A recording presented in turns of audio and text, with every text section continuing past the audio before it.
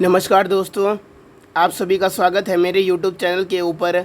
जैसा कि आप जानते हैं कि कल हमने एक्सरसाइज 5.2 का इंट्रोडक्शन कर लिया था, जिसके अंदर हमने डिवाइज़र फंक्शन और सिग्मा फंक्शन के बारे में पढ़ा था।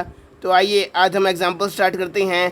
तो एग्जांपल नंबर 1 के 3 पार्ट्स हैं दोस्तों, जिसके अंदर हमें डिवाइज़र फंक्शन की वैल्यू निकालनी है और सिग्मा फंक्शन की वैल्यू निकालनी है, जहाँ पर हमें n की 3 पार्ट्स में 3 अलग अलग वैल्यू दी गई है। याद रखिए दोस्तों, मैं आपको पहला पार्ट करवाऊंगा और दूसरा पार्ट आपको खुद से ट्राई करना है पहले पार्ट के स्टेप्स को देखकर। तो दोस्तों पहला पार्ट स्टार्ट करते हैं। n की वैल्यू है 360। अब दोस्तों आप जानते हैं, कल मैंने आपको पढ़ाया था कि अगर आपके पास n का प्राइम फैक्टराइजेशन हो तब आप डिवाइज़र फंक्शन का फॉर्मूला लगा सकते हैं, तभी आपका वो फॉर्मूला वर्क करेगा। जो कि कल इस प्रकार था कि अगर आपका प्राइम फैक्टराइजेशन ये हो जहाँ पर P1 P2 P3 up to Pn distinct prime हो और K1 K2 K3 इनकी पावर हो, तो दोस्तों यहाँ पर आप लिख सकते हैं डिवाइज़र क्या होगा। जो दोस्तों पावर से इनकी उनके अंदर आप 1 1 ऐड करते रहिए और सभी का प्रोडक्ट कर दीजिए। तो दोस्तों पहले देखिए, मैंने 360 का प्राइम फैक्टराइजेशन लिख लिया, जहाँ पर 2 की पावर 1 है, 3 का स्क्वायर है, 5 की पावर 1 है, 7 की पावर 1 है। तो देखिए दोस्तों, हमने ये फॉर्मूला पढ़ा है अभी अभी कि डिवाइज़र का फॉर्मूला ये होता है। अब यहाँ पर पावर यहाँ पे 1 है तो इसके अंदर 1 प्लस कर दीजिए। यहाँ पर पावर 2 है तो 2 के अंदर 1 प्लस कर दीजिए। यहाँ पर पावर 1 है तो 1 के अंदर 1 प्लस कर दीजिए, और यहाँ पर पावर 1 है तो 1 के अंदर 1 प्लस कर दीजिए, और इन सभी का आपस में प्रोडक्ट कर दीजिए। तो दोस्तों प्रोडक्ट करेंगे तो आपका आ जाएगा 2 इंटू 3 इंटू 2 इंटू 2, ये हो जाएगा दोस्तों 24। तो आपका डिवाइज़र फंक्शन आ गया। जब आपकी एन की वैल्यू थी 630, तो उसके लिए आपका आंसर आएगा डिवाइज़र फंक्शन का 24। याद रखिएगा दोस्तों, आपको केवल पावर के अंदर 1 प्लस करना है। इन प्राइम फैक्टर्स का काम डिवाइज़र फंक्शन के अंदर नहीं होता, इनका काम किसके अंदर आता है, सिग्मा फंक्शन के अंदर। अगर आपका प्राइम फैक्टराइजेशन ये हो तो सिग्मा फंक्शन कैसे निकलेगा दोस्तों, याद रखिएगा। पहले तो आपको प्राइम फैक्टर ले लेना है, उसकी पावर के अंदर फिर आपको 1 ऐड करना है, फिर यहाँ पर -1 कर देना है, और P1 को नीचे लिखने के बाद -1 करना है, और इसकी प्रोडक्ट करनी है P2, उसकी पावर के अंदर 1 प्लस कीजिए, इसमें से -1 कीजिए और P2 -1 कीजिए। ऐसे करते करते सभी प्राइम फैक्टराइजेशन की प्रोडक्ट आप करेंगे और सब पे यही फॉर्मूला लगाएंगे। प्राइम फैक्टर उसकी पावर में 1 ऐड करेंगे, इस पूरी टर्म में से 1 माइनस करेंगे और Pn -1 करेंगे, जहाँ पे n क्या था प्राइम फैक्टर्स, वो भी लास्ट वाला। तो ऐसे करके आप सभी प्राइम फैक्टर्स पे ये फॉर्मूला लगाएंगे और सभी की प्रोडक्ट कर देंगे। ये हमने कल अच्छे से एग्जाम्पल के साथ भी देखा है, तो उम्मीद करता हूँ आपको इसमें कोई दिक्कत नहीं आई होगी। तो दोस्तों अब हम 360 पे अपना फॉर्मूला लगाते हैं। तो ये हमारा 360 था, इसके प्राइम फैक्टर्स क्या थे दोस्तों, 2 3 5 और 7। तो यहाँ पर ले लिया पहले 2 की पावर में 1 प्लस किया, जैसे कि हमारा फॉर्मूला है, माइनस करना है 1 और अपॉन जो यहाँ पर प्राइम फैक्टर था वही लेना है, यानी 2 -1। अगला प्राइम फैक्टर लेंगे 3, यहाँ पर 3 की पावर 2 है तो 2 में 1 प्लस करेंगे, इस टर्म में से -1 करेंगे, 3 -1। 5 की पावर 1 है, 7 की पावर 1 है तो 5 की पावर 1 + 1 -1 अपॉन 5 -1। ऐसे ही 7 की पावर 1 + 1 -1 अपॉन 7 -1। इसको आप दोस्तों सोल्व करेंगे, 2 का स्क्वायर, 3 की पावर 3, 5 का स्क्वायर, 7 का स्क्वायर, नीचे बचा 1 2, यहाँ पे 4 बचा और यहाँ पे 6 बच गया। तो यहाँ पे मैंने 1 लिखा नहीं है, लिखे है लिखे दोस्तों, इससे कोई फ़र्क नहीं पड़ता, क्योंकि 1 क्या वैल्यू जानते हैं, कोई यहाँ पर डिस्टर्ब नहीं करेगी।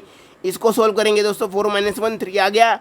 इसको सोल्व करेंगे 27 - 1 26 आ गया। इसको सोल्व करेंगे तो 25 - 1 24 आ गया। इसको सोल्व करेंगे तो 7 7 49 - 1 48 आ गया। नीचे बचा 2 4 और 6। तो दोस्तों देखिए, 4 2 = 8 और 6 8 = 48, तो नीचे बन गया 48। यहाँ पर 48 था ही, तो मैंने इन तीनों से इसको काट दिया, बचा मेरा 3 × 26 × 24, जिसका आंसर आ गया 1872। तो दोस्तों ये आपकी सिग्मा फंक्शन की वैल्यू है, जब आपकी n की वैल्यू क्या होगी 360। याद रखिए दोस्तों, बुक के अंदर यहाँ पर आपको 8 दिया मिलेगा, उसके अंदर यहाँ पर 3 की क्यूब की जगह 3 स्क्वायर खोल दिया गया है, तो आप वो मिस्टेक ना कीजिए, आप ये फॉर्मूले के अनुसार आंसर निकालिए। तो यहाँ पर आपको आंसर 1872 ही मिलेगा। बुक में आप इसको ठीक कर लीजिएगा जहाँ पर मिस्टेक दी हुई है, जीवासर्स पब्लिकेशन नाम की बुक के अंदर। अब दोस्तों सेकंड पार्ट आप खुद से ट्राई कीजिएगा। ये एक पार्ट है जिसके अंदर P और Q अलग अलग प्राइम्स है, यहाँ पर नंबर था, यहाँ पर दोस्तों बस वेरिएबल लिए गए हैं, इतना ही फ़र्क है। यहाँ मैं आपको करके दिखा देता हूँ। तो दोस्तों dn की वैल्यू निकालेंगे, केवल आपको पावर देखनी है, पावर के अंदर 1 प्लस किया, यहाँ पर पावर के अंदर 1 प्लस किया, दोनों के आपस में मल्टीप्लाई की, क्या आया 3 × 4, यहाँ पे आ गया 12। तो dn की वैल्यू आ गई 12। अब दोस्तों सिग्मा फंक्शन निकालेंगे, प्राइम फैक्टर लिया, पावर के अंदर 1 प्लस कर दिया, इस टर्म में से 1 माइनस कर दिया, नीचे क्या लिखा प्राइम फैक्टर -1। ऐसे ही ये प्राइम फैक्टर लिया, 3 पावर में 1 प्लस कर दिया, इस टर्म में से 1 माइनस कर दिया, अपन ने लिखा क्यू -1। ये क्या हो गया दोस्तों पी क्यूब। और देखिए दोस्तों 1 को मैं क्या लिख सकता हूँ 1 का क्यूब। ऐसे ही दोस्तों ये आ गई क्यू की पावर 4 और मैं 1 को क्या लिख सकता हूँ 1 की पावर 4। ऐसा मैंने क्यों किया आपको आगे समझ में आएगा।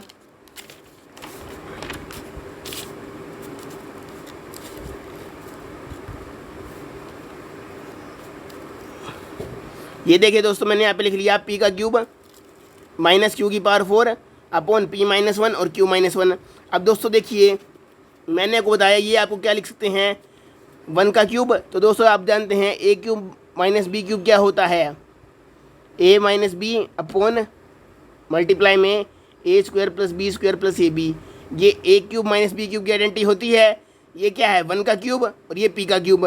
तो इसको आप क्या खोल देंगे इस फॉर्मूले की हेल्प से, पी -1 पी का स्क्वायर प्लस 1 प्लस पी। ये फॉर्मूला मैंने इस पर लगा दिया जहाँ मेरा ए पी है और बी की वैल्यू मेरी 1 है।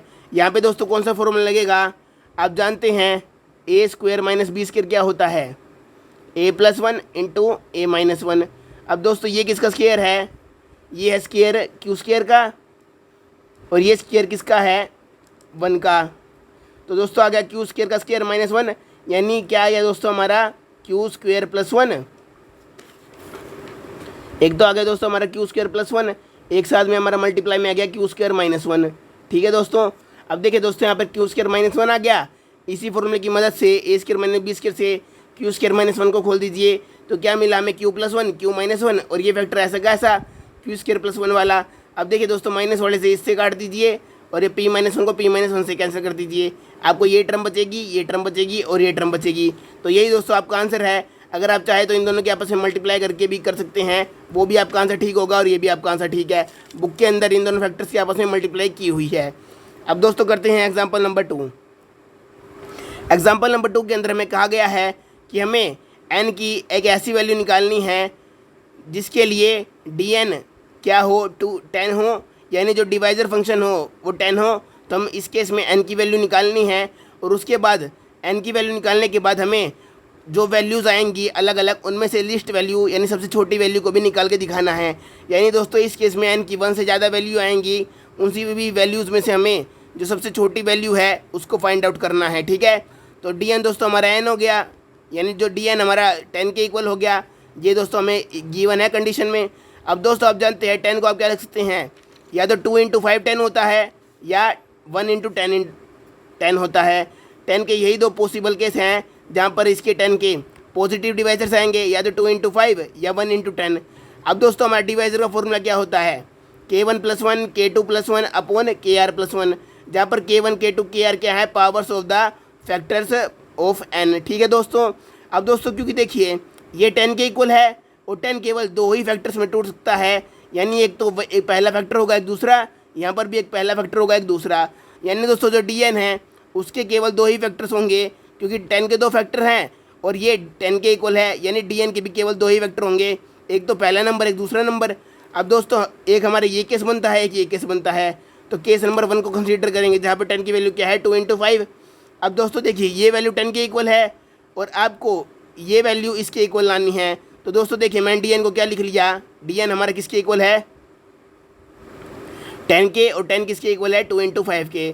तो इस केस में हमारा d1 2 × 5 के इक्वल है। तो 2 को मैंने खोल लिया 1 + 1 और 5 को मैंने खोल लिया 4 + 1। ठीक है दोस्तों, क्योंकि हमारे यहाँ पे 10 की वैल्यू ये है और dn हमारा 10 था, तो मैंने यहाँ पे 10 की वैल्यू खोल दी। अब दोस्तों इससे और इसको कंपेयर कीजिए, 1 से 1 कंपेयर हुआ, k1 क्या आ गया 1 और यहाँ पर k2 की वैल्यू आ गई 4, तो मैंने कंपेयर कर दिया। अब दोस्तों देखिए हम जानते हैं अगर आपके पास n के प्राइम फैक्टर्स हों तभी आप ये फॉर्मूला लगा सकते हैं डिवाइजर्स का इसके ऊपर, जहाँ पर आपको n का प्राइम फैक्टराइजेशन मिले। तो दोस्तों यहाँ पर k1 k2 क्या होती हैं पावर्स। अब हमें पावर तो पता चल गई, तो हमने फैक्टर सेलेक्ट कर लिए कि जो प्राइम फैक्टर हैं इनके वो क्या है P1 और P2। क्योंकि दोस्तों दो पावर हैं तो यहाँ पे फैक्टर भी दो ही होंगे, क्योंकि आप जानते हैं हर फैक्टर की पावर को यहाँ पर कंसीडर किया जाता है। तो यहाँ पर आपको दो डिस्टिंक्ट यानी अलग अलग फैक्टर मिलेंगे, एक की पावर तो 1 है और एक की पावर 4 है। अगर आप इन दोनों से d निकालेंगे तो आपको 10 ही मिलेगा दोस्तों, जैसे कि हमने निकाल लिया यहाँ पर। दूसरे केस के अंदर दोस्तों हमें 10 की वैल्यू क्या लेनी है 10 × 1। अब दोस्तों जैसे हमने पहले वाला केस खोला तो यहाँ पर हम डी एन की वैल्यू ले लेंगे 10 इंटू 1। 10 को आप क्या खोल देंगे 9 + 1 और 1 को क्या खोल देंगे दोस्तों 0 + 1। अब दोस्तों इसी इक्वेशन से इस k +1 और k2 +1 वाली इक्वेशन से इसको आप कंपेयर कीजिए। कंपेयर करने के बाद आपको क्या मिलेगा, यहाँ पर k1 की वैल्यू 1 हो गई और k2 की वैल्यू 0 हो गई। यानी दोस्तों अब की बार दूसरा फैक्टर मौजूद नहीं है, अब की बार आपके पास केवल एक ही फैक्टर है जो कि प्राइम है, जिसकी वैल्यू क्या है, जिसकी पावर की वैल्यू है 9। तो दोस्तों ये आपकी वैल्यू आ गई। तो दोस्तों हमने देखा कि जब आपका डी एन 10 है तो उस केस में एन की दो पॉसिबल वैल्यूज़ हैं, एक तो P1 की पावर 9 जहाँ पर P1 प्राइम नंबर है, और एक P1 की पावर 1 और P2 की पावर 4 जहाँ पर P1 P2 प्राइम नंबर्स हैं जो कि अलग अलग हैं। तो दोस्तों ये हमारी एन की पॉसिबल वैल्यूज़ हो गई। जब भी आप इसमें प्राइम नंबर्स की वैल्यू रखेंगे तो हर केस में आपका 10 आंसर आएगा, चाहे वो कोई भी प्राइम नंबर हो। अब दोस्तों हमारा अगला केस क्या था, हमें लिस्ट वैल्यू निकालनी है एन की। तो दोस्तों सबसे छोटी एन की वैल्यू निकालने के लिए हम यहाँ पर सबसे छोटे प्राइम नंबर्स कंसीडर कर लेंगे, क्योंकि हमें जानते हैं यहाँ पर आप कोई भी प्राइम नंबर रखेंगे तो आपकी एन की वैल्यू डी एन की वैल्यू हमेशा 10 आएगी। और सबसे छोटी वैल्यू निकालने के लिए प्राइम नंबर्स भी सबसे छोटे वाले रख दीजिए। सबसे छोटे प्राइम नंबर क्या होते हैं दोस्तों 2 और 3। तो एक केस में तो यहाँ पर 2 की पावर 9 आ गया। जब यहाँ पर सबसे छोटा प्राइम नंबर रखा तो सबसे छोटा दोस्तों यहाँ पर एक ही प्राइम था तो पहला ही प्राइम रख दिया। दूसरे केस में यहाँ पर दो प्राइम है अलग अलग, तो यहाँ पर 2 और 3 रख दिया, 2 की पावर 1 3 की पावर 4। और एक केस में यहाँ पर 3 रख दिया, यहाँ पर 2 रख दिया, यानी 3 की पावर 1 और 2 की पावर 4। इनकी वैल्यू खोलेंगे तो दोस्तों आपको ये मिलेगी 512, 162 और 48 है। तो दोस्तों इन सब में से तीनों वैल्यू सबसे छोटी कौन सी है 48। तो एन की सबसे छोटी जो पॉसिबल वैल्यू है वो क्या होगी 48, जिसको आप 3 की पावर 1 और 2 की पावर 4 में लिख सकते हैं, जिसका डी एन क्या है दोस्तों 10। ठीक है, तो ये आपका एग्जाम्पल था। अब दोस्तों हम करेंगे एग्जाम्पल नंबर 3। एग्जाम्पल नंबर 3 के अंदर हमें क्या कहा गया है, प्रूव दैट जो आपका सिग्मा फंक्शन होगा all the divisors of N log D. यानी दोस्तों आपको सभी लॉग डी का सम करना है। यानी अगर आपके डिवाइजर्स हैं एन के D1 D2 D3 D4 तो आप करेंगे log D1 plus log D2 plus log D3 plus log D4। क्योंकि यहाँ पर समीशन का निशान है तो आपको सभी डिवाइजर्स के ऊपर इस क्वांटिटी का सम करते रहना है। तो आपको दिखाना है जो ये चीज़ होगी वो किसके इक्वल होगी 1/2 divisor function of N log n के इक्वल, जहाँ पर ये दोनों आपस में दोस्तों मल्टीप्लाई में है। और यहाँ पर क्या दे रखा है दोस्तों n एक पॉजिटिव इंटीजर है। तो अब इसको कैसे प्रूव करेंगे दोस्तों देखते हैं। देखिए दोस्तों पहले मैंने लेट कर लिया कि जो मेरे डिवाइजर्स हैं n के वो क्या क्या हैं। तो मैंने पहले लेट कर लिया दोस्तों मेरे n के डिवाइजर्स क्या क्या हैं D1 D2 D3 up to DR। तो दोस्तों मैंने मान लिया कि मेरे जो n के हैं डिवाइजर्स वो है r इन नंबर्स। यानी दोस्तों मेरे पास n के r डिवाइजर मौजूद हैं जो कि हैं D1 D2 DR which are different divisors of n, जो कि है पॉजिटिव। अब दोस्तों कल हमने एक थ्योरम पढ़ी थी जिसके अंदर मैंने आपको बताया था कि अगर D1 D2 DR डिवाइजर्स हैं तो n/D1 n/D2 n/D3 up to n/DR भी डिवाइजर्स होंगे n के। अगर दोस्तों आपको ये थ्योरम याद नहीं है तो आप कल वाला इंट्रोडक्शन देखिए, जिसके बिल्कुल लास्ट में आप चले जाइएगा तो आपको ये थ्योरम का प्रूफ मिल जाएगा एग्जाम्पल की हेल्प से कि ये कैसे होता है। मैंने बताया भी था दोस्तों कि जो ये पहला डिवाइजर होगा लास्ट वाला, इस केस में वो इसकी वैल्यू के इक्वल कंटेन करेगा, जो ये पहला वाला होगा वो इस वैल्यू के इक्वल होगा। ये कल मैंने प्रूफ भी किया था कि अगर ये डिवाइजर्स हैं तो ये भी डिवाइजर्स होंगे। ठीक है दोस्तों। अब दोस्तों अगर मैं करूँ log D1 plus log D2 up to log DR तो ये वैल्यू किसकी है दोस्तों इसकी, जहाँ मैंने आपको बताया था आपको समीशन करना है यानी सम करना है log D का, जहाँ पर D क्या है डिवाइजर ऑफ n। क्योंकि D1 D2 DR सभी डिवाइजर्स हैं n के, तो आप इन सभी का सम करेंगे तो ये क्वांटिटी दोस्तों इक्वल होगी इस वैल्यू के। अब दोस्तों इसी प्रकार क्योंकि ये डिवाइजर्स थे तो हमने ये वैल्यू निकाल ली, ऐसे ही ये भी तो डिवाइजर्स हैं दोस्तों n के।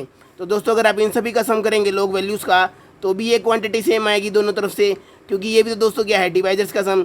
अब आप जानते हैं दोस्तों कि अगर मैं लिखूँ log m/n तो इसका फॉर्मूला क्या होता है दोस्तों log m minus log n। तो दोस्तों इसका फॉर्मूला ये होता है log m/n का कि log m minus log n। तो उसी प्रकार मैंने यहाँ पे लिख दिया log n minus log D1, ऐसे ही log n minus log D2, ऐसे करते करते log n minus log DR। ये कैसे आया इस फॉर्मूले से m/n से m प्लस में होता है और माइनस में क्या होता है log n। तो यहाँ पर माइनस क्या गया D1 log D2 log D3 ऐसे करते करते। ठीक है दोस्तों, ये क्वांटिटी इसके इक्वल है। अब दोस्तों मैंने क्या किया सभी log n को इकट्ठा कर लिया। तो दोस्तों ये log n की संख्या कितनी होगी, क्योंकि दोस्तों हम जानते हैं हर डी के साथ एक एन आ रहा है और डी की संख्या कितनी है दोस्तों 1 2 अप टू आर, क्योंकि आर संख्या में हमारे डिवाइजर मौजूद हैं तो log n की संख्या क्या होगी आर दोस्तों, क्योंकि आप जानते हैं अगर आप log n plus log n करते रहेंगे तो वो आर संख्या में आएंगे, क्योंकि डिवाइजर की संख्या भी कितनी है 1 2 अप टू आर, तो उतने ही log n होंगे जितने ही की डिवाइजर होंगे, तो अगर आ गया आर डॉट log n। और दोस्तों हमने क्या कहा था, जो आपके डिवाइजर्स हैं इनके वो आर ई नंबर्स हैं, तो यहाँ पर आर क्या हो गया डी एन की वैल्यू, क्योंकि जो दोस्तों डी एन होता है वो क्या बताता है number of divisors of N, जो कि पॉजिटिव हो, और वो हमने आर ले रखे हैं, तो डी एन की वैल्यू आपकी आर है, तो यहाँ पर आप आर की जगह डी एन रख सकते हैं। उसी प्रकार दोस्तों देखिए मैंने इसमें से और इसमें से यानी सब लोग डी में से माइनस का साइन कॉमन ले लिया, अंदर क्या बचा log d1 log d2 up to log dr, ऐसे करते करते ये सभी आ गया। अब दोस्तों देखिए जो ये अंदर वाली वैल्यू है ये किसके इक्वल थी, इस इक्वेशन से समीशन ऑफ log d के, तो यहाँ पे मैं लिख दिया समीशन ऑफ log d, और ये क्वांटिटी किसके इक्वल थी समीशन ऑफ log d के, तो यहाँ पर भी समीशन ऑफ log d आ गया। ये दोनों टर्म सेम है तो इनको एक तरफ ले आइए, यहाँ पे आ गया 2 times of summation of log d, इसकी वैल्यू आप dn रख दे दोस्तों, जैसे कि मैंने आपको बता दिया कि कैसे रखनी है। तो दोस्तों हमने देखा जो यहाँ पर लास्ट में हमारा 2 आया है, इसको मैं यहाँ से उठाकर डिवाइड में ले जाऊँगा, तो दोस्तों मेरा आ जाएगा यहाँ पर r डॉट log n अपन 2। अब दोस्तों हमें दिया हुआ है number of divisors of n, जो हम लेट के थे वो r है। इस डिवाइजर्स ऑफ n क्या होता है दोस्तों dn, तो ये dn की वैल्यू r हो गई, तो यहाँ पर r की जगह मैंने dn रख दिया, और यहाँ पर dn को इस तरफ शिफ्ट करने के बाद यहाँ पर r की जगह dn रखने के बाद मेरा ये आंसर आया, जो कि हमें प्रूफ भी यही करना था दोस्तों इस क्वेश्चन के अंदर, कि जो ये वाली संख्या है इसकी वैल्यू इसके इक्वल है, जो कि हमने प्रूफ कर दिया दोस्तों। तो इसी के साथ आपके 3 एग्जाम्पल्स कंप्लीट होते हैं। आज हम 3 एग्जाम्पल्स ही करेंगे, कल की वीडियो के लिए इंतजार कीजिए दोस्तों जब हम आने वाले एग्जाम्पल करेंगे, तब तक के लिए गुड बाय।